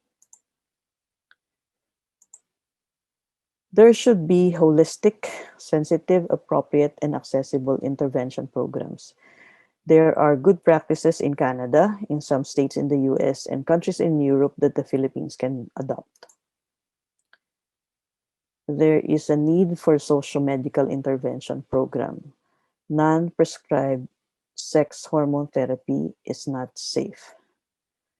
Therefore, there's a need to provide the medical staff in both public and private health facilities with in-depth training on social and medical transition. For example, administration of sex hormones and preventive care, and other activities that support mental health and well-being. There are some positive developments. In Baguio, there are endocrinologists and psychiatrists who have teamed up to provide consultation and services to prospective transitioning patients. The fees are not more expensive than regular consults. The doctors can give them access to legitimate hormones and surgery eventually. So there's this need to network or liaise transgender patients and medical doctors in Baguio and the doctors in a private hospital in Metro Manila. Linking transitioning individuals with endocrinologists, psychiatrists, and other medical practitioners can provide transgenders with supervised cross-sex hormone therapy. This can potentially decrease the incidence of non-prescribed cross-sex hormone therapy and therefore reduce the health risks of do-it-yourself hormone therapy. We need to provide access to sensitive health service programs, and service providers will greatly reduce the health risks. Transgender individuals need services beyond HIV/AIDS and the sexually transmitted infections. The health infrastructure should be able to provide for the needs of transgender individuals, including safe cross-sex hormone therapy and probably eventually gender confirmation surgery. Salamat. Thank you very much to Professor Joseph for that presentation. So yet again, I'm going to remind everyone, so if you have questions, please type it in via the chat box or the chat function here at Zoom, or you can directly message me or Mr. Jeffrey Javier if you have them. And then we're going to ask those to our presenters later as the open forum or the question and answer part of our panel. So again, welcome everyone to, we are here at panel 28, Health and Gender in Indigenous Communities of the Third International Conference on Cordillera Studies, brought to you by the Cordillera Studies Center and the University of the Philippines, Baguio. So now we are down to our last presentation. So if you have your lunch with you, please have them now while we are having our last presentation. Okay, so as we transition to the lunchtime, so okay, so we move on. Thank you again to um, Professor Joseph for that presentation on non-prescribed cross-sex hormone therapy among bakla and transgenders in Baguio City and La Trinidad, Benguet. So now we move on to our fourth presentation entitled Agi Nga Ati Ukon Ati Nga Agi, a narrative analysis of the coming out stories of Ati gay men by Julia Patricia Echari and Monique M. Moyargas. So the process of coming out is both unique and similar for every gay individual, as the experience for each is authentic and yet patterns also cut across gay men. Given this reality, the processes and models of coming out have often revealed that there are various influences that impact the way upon which their gay identities are disclosed. The study, or the particular study, explored how ethnicity aligned itself in the coming out stories of six self-identified Ati gay men.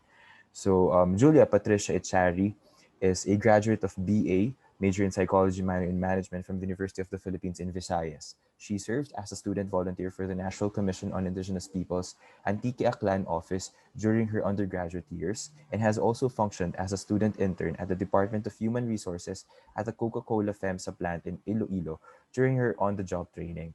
Currently, she is a registered psychometrician and has worked as a data enumerator for the rapid assessment on alcohol consumption in the Philippines and the impact and acceptance assessment of demand generation activities in the intensified implementation of the National Program on Population and Family Planning, or NPPFP, in Negros Occidental.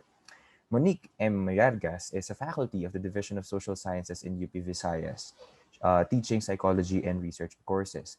She is among the handful of academics who specializes in LGBT psychology in the Philippines. She specializes in qualitative research, methodology, research interests, and methodology, I'm sorry. Her research interests are teacher education, gender, sexuality, HIV, AIDS, and LGBT Studies. She is the national co-coordinator of the Teaching Psychology Special Interest Group of the Psychological Association of the Philippines and member of the LGBT Psychology Special Interest Group of the same organization. At present, she heads the community outreach program Bidani, the public service arm of the College of Arts and Sciences in University of the Philippines, Visayas. So now let us again listen to Agi nga ati ukon ati nga agi. I hope I'm correct with that. A narrative analysis of the coming out stories of Ati gay men. Good day to all. I am Julia Patricia Emichari of the University of the Philippines, Visayas, Iloilo. I am here today on behalf of my co-author, Professor Monique M. Yargas, to present our study entitled Agi nga Ati o Kun Ati nga Agi, a narrative analysis on the coming out stories of Ati gay men. So who is the Agi? Or what does Agi mean? You may have come across this term if you're familiar with the dialect and cultural nuance of the Western Visayas region. Age is the Hiligay non-term or Ilonggo term for gender non-conforming men, effeminate men whose gender expression does not align to social expectations. This term is contextually derogatory and must only be used if the person identifies oneself as a gay or gay. The coming out process encompasses self-identification as well as disclosure of one's sexual identity. Such event varies for each individual on the basis of their experiences, social environments, and personal beliefs and values. Various notable models of coming out from Western theorists share similar facets such as awareness of homosexual feelings, exploration of homosexuality, self-identifying as gay or lesbian, and integrating one's lesbian or gay identity into one's broader sense of self.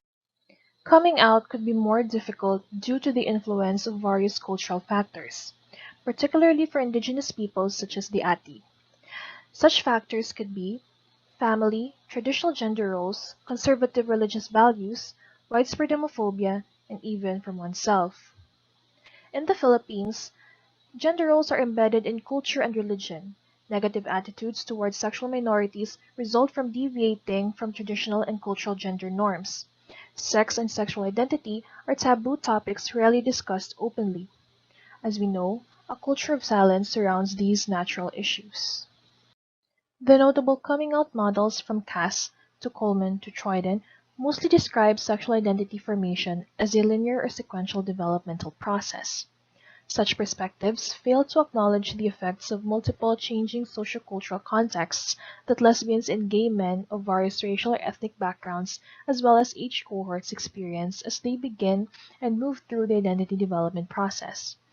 Hence, we have the model proposed by Morales, which recognizes the dual minority status of a gay ethnic minority, who continuously struggle to manage one's ethnic minority status and sexual minority status.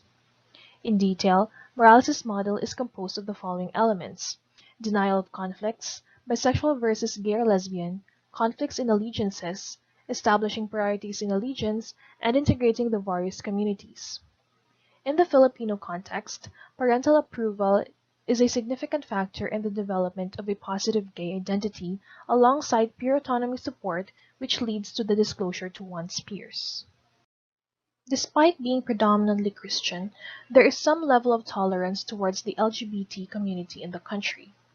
However, significant heteronormative views and beliefs are still deeply ingrained in our culture. Hence, acceptance is conditional as long as the agi or bakla remain confined to certain occupational niches and fulfill certain stereotypes. This then poses the issue of a self-identified gay man's conditions of worth layered by their ethnicity. Much like any other facet of the self, an individual's ethnicity is part of the multi-layered self-concept of the person, as it is viewed as one's belonging to a particular social group that has common cultural traditions. For ethnic minorities, coming out poses challenges in their identity formation process.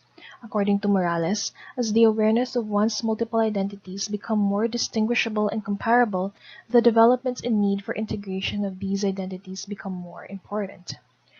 For Filipino LGBT individuals, local factors that are notably different among them are local culture, beliefs about LGBTs, experiences with stigma, and access to LGBT affirmative groups.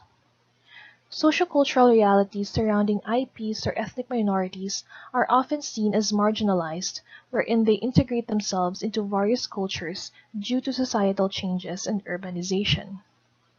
The intersection of ethnicity and sexual identity poses challenges in their identity formation processes and in their loyalties towards one community over another. This intersectionality bears the need for recognition and integration of these occupied identities. The cultural and social meanings of the lives of people become more knowingly visible through the window that stories and narratives provide. A narrative is a method of recapitulating past experience by matching a verbal sequence of clauses to the sequence of events which actually occurred. In the realm of narrative psychology, a person's life story is not a Wikipedia biography of the facts and events of a life, but rather the way a person integrates those facts and events internally, picks them apart, and weaves them back together to make meaning. This narrative becomes a form of identity, in which the things someone chooses to include in the story and the way they tell it can both reflect and shape who they are. A life story doesn't just say what happened, it says why it was important, what it means for who the person is, for who they'll become, and for what happens next. The epistemology of our study was drawn from a social constructivist perspective, which directs to a qualitative approach and methodology that accommodates well the theoretical underpinnings of narrative analysis. Our research goal was to describe the coming out narratives of anti-gay men, which will closely look into the elements of their coming out narratives and describe how their gay and anti-identities orientate their coming out narratives. For our data collection, we utilized the narrative interview, wherein the interview guide was based on the script developed by Docena for a study on developing and managing one's sexual identity, coming out stories of Waray gay adolescents, which was derived from McAdams' life story interview. In our inclusion criteria, we looked for self-identified anti-gay men who may or may not necessarily be out to family or certain groups. And lastly, in identifying the 6 respondents for our study, we used purposive and snowball sampling method. Aside from ensuring the ethical requisites for qualitative data collection and in-depth interviews, we sought the permission and compliance with research guidelines of the National Commission on Indigenous Peoples Region 6. Our data analysis was guided by Labov's structural analysis for narrative research. Labov argues through a post-structuralist lens that the timetable of events is essential to the validity of the story, as it explains the social forces impacting the narrative. He acknowledged the importance of time, focusing on the order of events as it relates to a story. Structural analysis provides the opportunity to look into the participants' narratives with respect to each individual's personal experiences and narratives of coming out, and at the same time not losing individual meaning when trying to compare across their stories. Elements of the narratives will be framed according to the abstract, or what the story is about, the orientation, setting of the story, the complicating action, or the events that occurred, the resolution, or how the story ends, evaluation, what the story means for the individual, and coda, wherein the relevance of the story is discussed. The coming out narratives of our respondents generated meaning-making or sense-making from Labov's structural elements of a narrative juxtaposed with Morales' sexual identity formation model. Our first respondent is Zhao. He was 29 years old, a Zumba instructor, and comes from a low-income family. According to Zhao, he first explored same-sex relationships back when he was in elementary, and that his parents had assumed he was gay upon an early age, based on his feminine behavior. His gay identity, however, was conditional with his father's affirmation, as according to him, and I quote, "Papa served as my door, that he had to open that door for me in order to fully come out as a gay man." Zhao also takes pride in his anti-identity, as he considers this as a boost on his self-esteem. Next we have Zhanjan, who was 16 years old and also comes from a low-income family. According to him, even though most people would already assume his gay identity based on his feminine behavior, he still chose to explicitly disclose his gay identity to his mother as he felt the need for her to hear it from him personally. Zhanjan used to join beauty pageants to showcase his identity, wherein he would often dance during the talent portion of the contest, as he considered dancing as a key element in the exploration of his gay identity while growing up. At the time of the interview, Zhanjan works as a makeup artist on the side to help with his family's financial needs. For him, being a makeup artist is empowering, as he said, and I quote, "If I would be successful in makeup, then I would be successful as a gay man." On the other hand, there was little to no mention of his Ati identity. Our next respondent, Mark, was also 16 at the time of our interview. Coming from a low-income household, Mark considers himself as the tagasalo. Mark first realized his gay identity in high school, however suppressed any thoughts that he would have in relation to this, as his family would often hinder or disapprove any form of expression of his gay identity. He only disclosed his gay identity to one close friend. His anti-identity, on the other hand, was often associated with his experiences with discrimination, especially from school. But being the tagasalo, Mark felt that he needed to graduate in order to provide a better life for his family. In both ways, Mark struggled in navigating his sexual and ethnic identity as he experienced disapproval and discrimination for both. For our fourth respondent, we have Nels, who was 18 years old at the time of our interview and is considered as a breadwinner in the family, wherein Nels works as a makeup artist and hairstylist on the side. Nels first explored heterosexual relationships prior to identifying as gay in grade 7, and upon fully coming out as gay, Nels rebelled due to unacceptance of their identity from their family. Nels then explored same-sex relationships and navigating through their gay identity. As a makeup artist, Nels considers their talent in makeup as a motivator in life. As Nels said, and I quote, "Because this is where I'm skilled at, and I really want my skills in makeup to improve. Because I don't want to get stuck in the bottom forever. I also want to go up." Similar to Zhanjan's case, Nels only mentioned little information about his Ati identity. Next, we have Russell, who was 14 years old at the time of our interview and is an adopted child.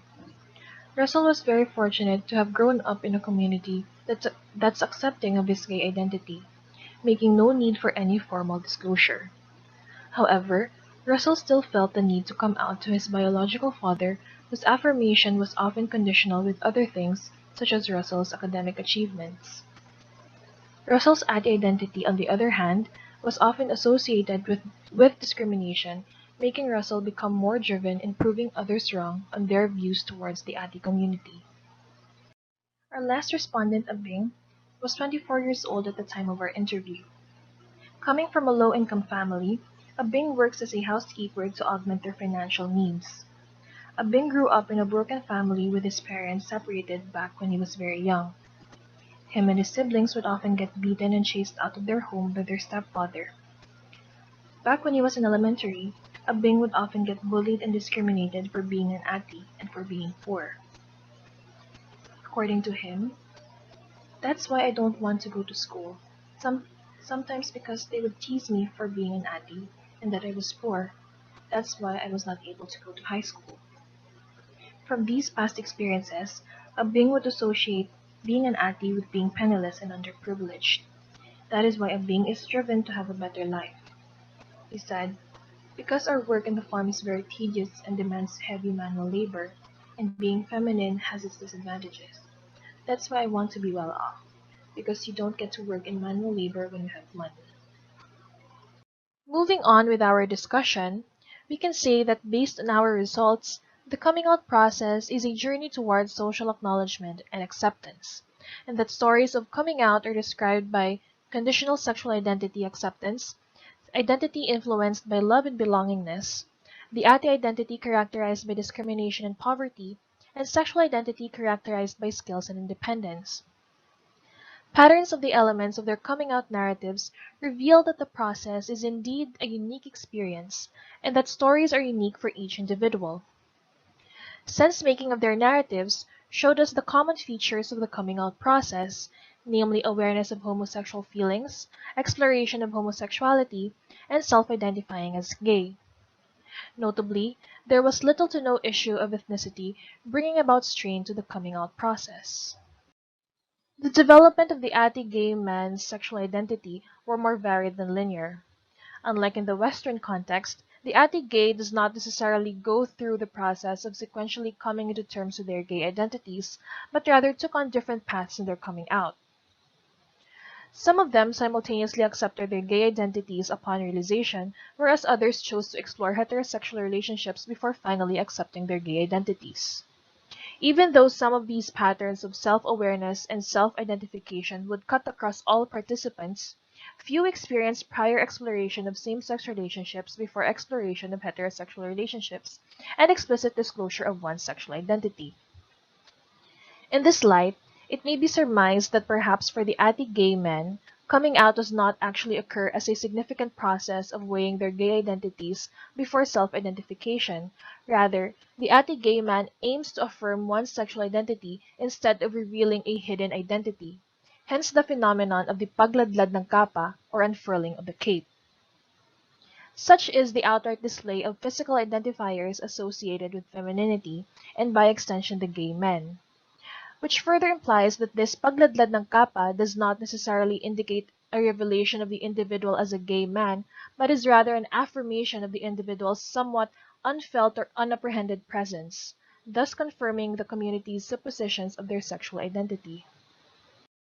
In exploring the narratives of our respondents, their coming out process was not immediately identifiable as their responses were quickly shifting from the topic of coming out to the personal telling of their lives. This may perhaps be due to several reasons, such as the decreased relevance of coming out. Maybe because of its non-existence or unfamiliarity in the Philippine context, and or normalization of sexuality. As much of the youth are assumed gay in certain contexts based on physical identifiers, let us take note that even those who are presumed to be gay in the manner of their overt behaviors still engage in some form of coming out. This then is granted to be consistent with the results of the study, as there were also some who only chose specific people to come out to, such as to a certain member of the family or a very close friend. Key to this is navigating parental approval and peer autonomy support. The results of the study have also revealed that the integration of the Ati culture with mainstream society has also influenced the identity of the Ati gay men and how it has shaped them in presenting and placing themselves within mainstream society. It has become apparent that due to the influences of non-Ati people and the mainstreaming of the ethnic culture of the Ati has brought about a different view of the way the Ati people understand mainstream society, wherein they consequently incorporate the practices of mainstream society into their own culture. Some Filipino gay men found a niche in the beauty and entertainment industry where jobs are predominantly done by their demographic, which is why such occupations often entices younger gay men to also pursue a career in such a field as it offers an environment where they could freely express themselves while also earning money. Such positive experiences within their work life may be indicative of the career paths that most of them chose to pursue. Drawing from Morales' sexual identity formation model, it was indicated that for ethnic gay individuals, it is difficult to integrate their sexual and ethnic identities into the self. As a result, most of the experiences of such group are greatly influenced by the conflict of the two identities. However, in the context of the anti-gay men, no such conflicts arose between the participants' gay identities and anti-identities. The two identities appear to be integrated or delineated since there was no such demand from the two communities in their context at least that they must choose allegiance for one over the other. The participants were more oriented towards their gay identities within their narratives, with only few intersections of their anti-identities in their coming out process towards their gay identities. This may indicate that their gay identities are rather put forth compared to their anti-identities and only intersects with it relative to none. Due to the constant need of the Ati to adapt to mainstream society to survive, it has become a navigational challenge on how far their Ati identities could sustain with their gay identities.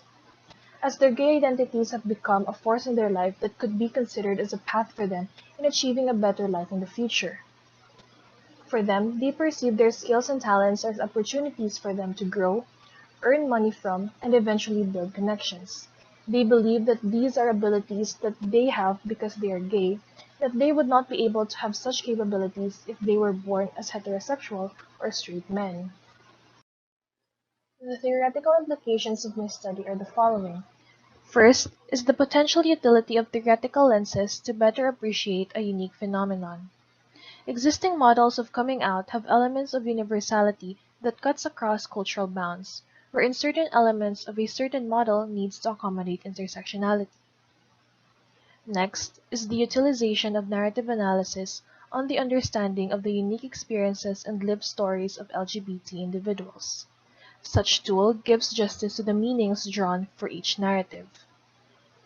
And lastly, emphasizing their overall experiences as both sexual and ethnic minorities today in the modern society. For the practical implications of our study, the first is to promote and expand a contextualized understanding of LGBT psychology in the various cultural and social contexts of the intersectionalities of sexual and ethnic minorities. Third, to recognize that our perspectives and lenses need to accommodate and acknowledge unique realities that exist within the lives of marginalized groups, and lastly, to aid in a more informed policy development process to better the lives of Filipino LGBT individuals. In conclusion, we can say that the experiences of ati gay men during their coming out is more varied than linear, and that the process of coming out is commonly characterized across experiences of self-awareness, attraction to same-sex peers, and self-identification or labeling oneself as gay. Next, we have the phenomenon of pagladlad ng kapa or unfurling of the cape. This phenomenon is defined as the affirmation of one's sexual identity instead of revealing a hidden identity. Next, we can also say that the two identities, the ati and gay identity, are integrated and also delineated. However, according to the participants, they usually equate or usually associate their ati identities with poverty. The ati gay men are also empowered by their profession or career as drawn from their skills and abilities. Their gay identity usually leads them to professions commonly associated with femininity as it gives them hope to overcome poverty. For the recommendations of our study, first is to utilize other theoretical frameworks and research approaches to enrich research contributions. Next, to conduct studies that focus more on older ethnic LGBT individuals as they have experienced being both a sexual and ethnic minority in a denser ethnic cultural milieu while growing up. And then lastly, to further explore into the stories and experiences of sexual minorities from different indigenous groups here in the Philippines, as it may yield various results that would showcase the diversity of their experiences in relation to their culture and perception as LGBT individuals. And that ends my presentation. Thank you very much for taking the time to listen. Have a good day. Okay, so thank you very much to all of our four presentations, and we've learned a lot. All of these are compelling concerns. I'll just have to wrap it up a quick, and then we're going to entertain a few questions via the chat box. But thank you very much to all of those watching via the YouTube live stream, and of course all of our participants here live via Zoom in this panel 28. Panel 28, Health and Gender in Indigenous Communities of the Third International Conference on Cordillera Studies, brought to you by the Cordillera Studies Center and the University of the Philippines, Baguio. So let me just wrap it up. And what I got from the four presentations is the importance of body, health, gender, and identity, and all of these considerations in achieving a sustainable development goals, and or change and or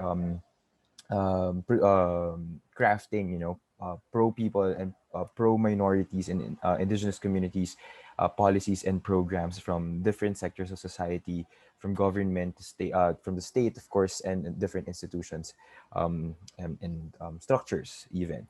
But we learned from all of these presentations, of course, the value of the body as in the agency of, as described a while ago, with sexual, we have to recognize that they are sexual and ethnic minorities, and the importance of body, and of course in their representation and their identity, and how, for example, they transition, all of the things that they consider, all of the stigma and social cultural factors that they also consider in their lived experiences and their lived stories. And those are very important factors in order to commit to a sustainable level of policy making and decision making as well. Also, the importance, based on our first two presentations is the importance of health literacy, of engaging with the public. Very good question a while ago was given by the very first presenters, Dr. Ladia and Dr. Belisario, is how can we engage the indigenous communities and how can we remain them engaged, or how can we keep them? I think that the importance is to really acknowledge first the social cultural implications of all of the things that we are doing, of course. The second one is the recognition that indeed they are sexual and ethnic minorities. The third one is to recognize as well and document their lived stories and lived experiences. And of course, fourth one is to actively engage with the community, the collective and communal participation. I think that's very important. That's also been apparent or present in all of our four presentations. Is the engagement of the community or the public in order to help, in order to assist in internal as well as public transitions and whatnot that would help them. So I hope we learned a lot from all of our four presentations. And thank you for all of those who are still here, even if it's lunchtime. So thank you very much for all of you for keeping still. So I think we've learned a lot. So that's why we're all still here. So thank you, everyone. So now let us entertain our questions that were raised via the chat box. So let me ask our presenters to please maybe open your camera so that we can see you. And good afternoon to all of you presenters. Thank you very much for all of your compelling papers and researches. And I hope a lot of our participants here and via the YouTube are inspired to create more impactful research, same as yours. So let us start with our very first question. Let me just read them. Okay. So our first question is from Roy uh, Hapasi. I'm sure I'm sorry if I no no sorry. The first question is from Erica Ray Saturay. For the first speaker, we have Dr. Ladia and Dr. Belisario. Good noon, ma'am. For the first speaker, regarding the bawe bawe or the anti-worm medicinal plant, it was mentioned that its use was DOH approved or Department of Health approved. Does that mean that proper dosing is already studied or standardized as well as the level of effectiveness or efficacy? Also, is using it instead of the usual deworming drugs for the concerned IP communities feasible in terms of natural supply? Where is it? Natural supply and effectiveness. Ma'am. So, good afternoon.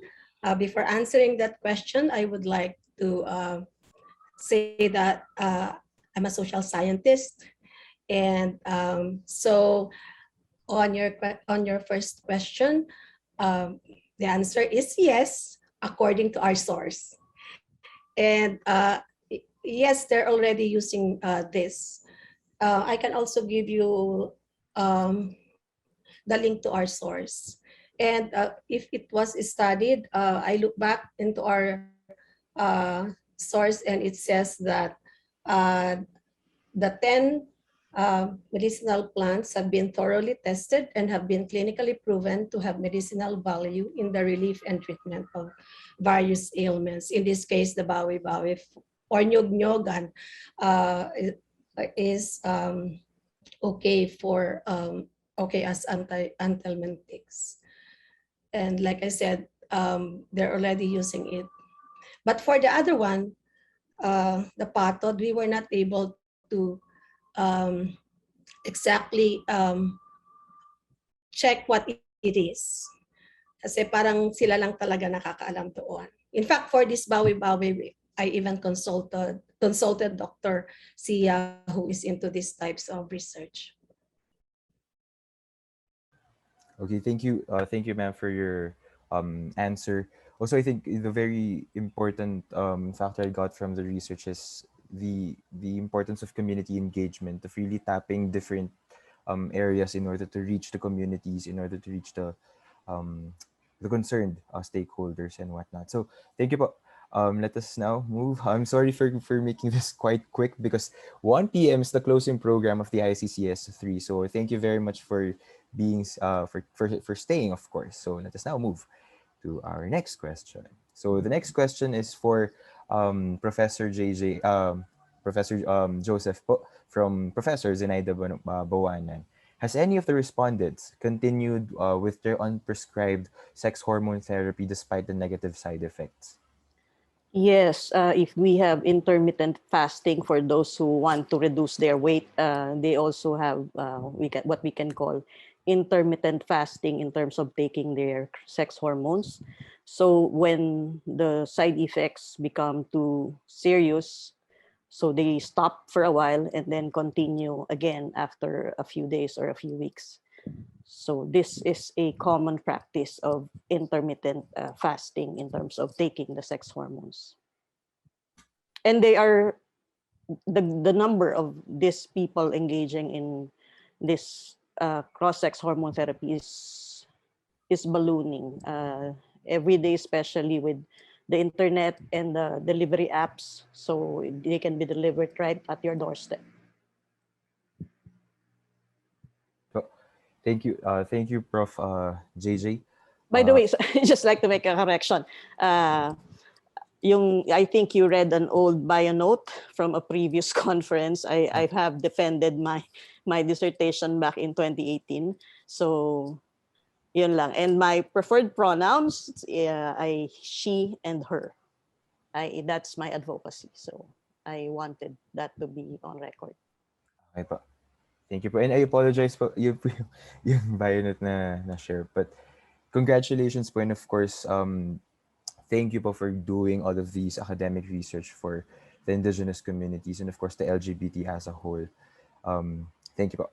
Hi, let us now move to our next one from Roy C. For the second research, was lifestyle for Professor Inovero, was lifestyle, diet, and length in years of weaving also considered for the study? Also, are the weavers are also likely to develop vision impairment as they age? So thank you. Good afternoon to everyone. Thank you for staying with us to this panel presentation. So for our research, we did not consider the factors lifestyle, diet, but the length in years of living of our participants were recorded for the social demographic profile only. And among our participants, vision problem was not mentioned. It strains their eyes, but not a major problem. Maybe for future studies, we can consider these factors further to explore more about their health condition. Thank you. Thank you very much. And I think that's one of the most important thing when we do research. It's not to really provide all of the answers, but to at least engage to more fields of inquiry or to give more areas for further inquiry and whatnot. So I think we might move on to our last question for our last presenter.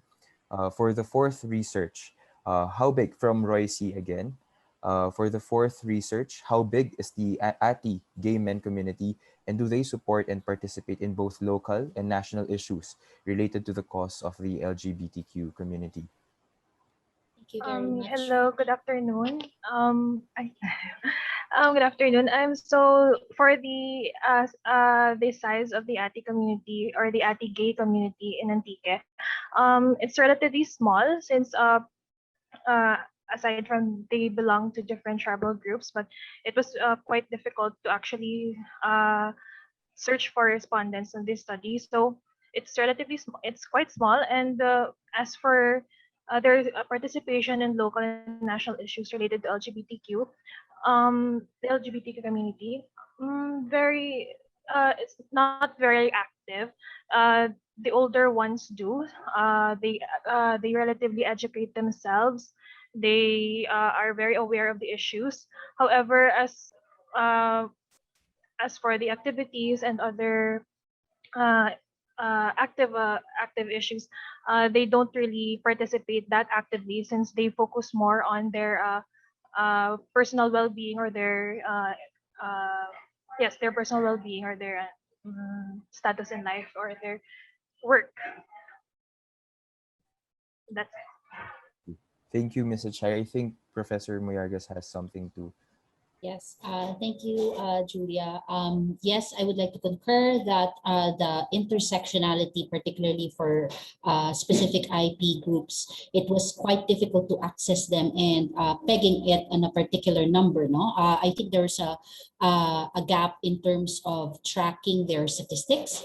Particularly looking at cohort groups. If you've noticed, our sampling was quite young, and we did hope to find older, no? However, because of such an invisible group within the community, within the ATI community, and their current dispersal, no, meaning they've migrated or immigrated to other places, tracking them was quite difficult. So yes, I think this is also a way for us to look into the importance and significance of intersectionality with dealing with particular gender identities and sexual orientations, to make sure that we really contextualize what we are discussing in terms of interests such as identity, ethnicity, and other social issues that compound issues on social justice and oppression. Thank you very much po. Before we end, thank you to all of our presenters for answering some of the questions, of course, the questions addressed as we are about to end our panel 28. But I think I'd like to note something from what I learned now with all of the discussions and the question and answer part of our discussion is the struggle of our indigenous peoples, and the struggle of health and the struggle of gender, all of these things, all of these issues is not just isolated. These are not isolated cases.